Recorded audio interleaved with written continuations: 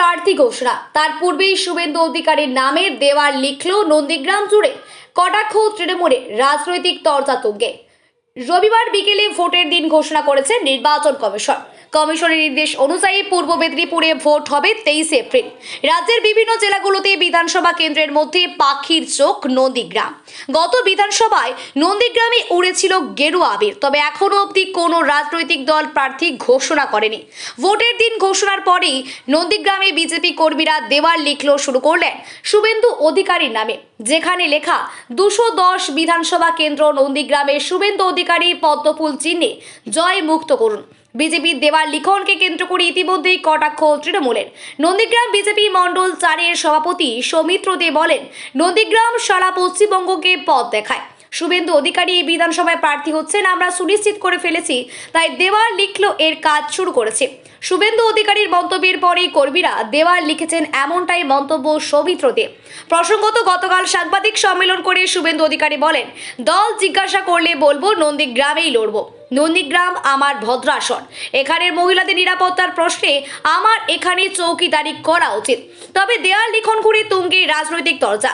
বিজেপির দেওয়াল লিখনকে কটাক্ষ করে নন্দীগ্রামের তৃণমূল নেতা শেখ সুফিয়ান জানান, 5 বছরের শুভেন্দু অধিকারী মিথ্যে প্রতিশ্রুতি দিয়েছে, কোনো কাজ করেনি। কিন্তু শুভেন্দু অধিকারী যদি ভোটে দাঁড়ায় তাকে 50,000 ভোটে হারানোর চ্যালেঞ্জ করেন শেখ সুফিয়ান। দেখুন, নন্দীগ্রাম বিধানসভা সারা পশ্চিমবাংলার কে পথ দেখায়। এই নন্দীগ্রাম বিধানসভায় শুভেন্দু অধিকারী মহাশয় আমাদের আত্মীয়, পরম আত্মীয়, জননেতা, সুখ দুঃখের সাথী। শীত গ্রীষ্ম বর্ষা শুভেন্দু অধিকারী আমাদের ভরসা। শুভেন্দু অধিকারী মহাশয় এই নন্দীগ্রাম বিধানসভায় আবার প্রার্থী হবে, এটা আমরা সুনিশ্চিত করে ফেলেছি। তাই আমরা আজকে দেয়াল লিখনের মধ্য দিয়ে তার বার্তা সারা পশ্চিমবাংলায় পৌঁছে দিতে চাই। 5 বছর বিধায়ক হিসাবে উনি ছিলেন এবং আবারও প্রার্থী হচ্ছেন, ধরে নিয়েই আজকের প্রার্থী। কেমন লাগছে, কি বলবেন? আমরা খুবই আনন্দিত। সারা নন্দীগ্রামবাসী মনে প্রাণে একজনকেই আমরা অভিভাবক হিসাবে এই পশ্চিমবাংলার বিধানসভায় মুখ্যমন্ত্রী হিসাবে দেখতে চাই। তো আমরা খুবই আনন্দিত। সারা নন্দীগ্রামবাসী খুব আনন্দের সহিত উদযাপন করছে এই নির্বাচন ঘোষণার পর থেকে। আজকেরই তিনি বলেছেন, নন্দীগ্রামে আমি আমার ভদ্রাসন এবং যেখানেই যাই না কেন নন্দীগ্রামে আমি হাত ছাড়তে পারবো না, এরকম একটা প্রকাশ করেছেন। কি বলবেন? তার থেকেই কি পেয়েছেন যে লিখছেন? একদমই তাই।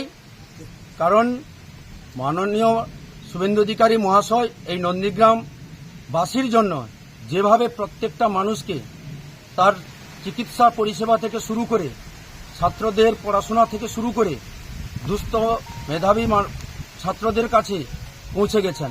শুধু তাই নয়, প্রত্যেকটা এলাকায় বিধায়ক তহবিল থেকে যে বিপুল পরিমাণে কাজ হয়েছে, অতএব প্রত্যেকটা মানুষের অন্তরের অন্তঃস্থলে জায়গা করে নিয়েছে মাননীয় বিধায়ক মহাশয় শুভেন্দু অধিকারী মহাশয়।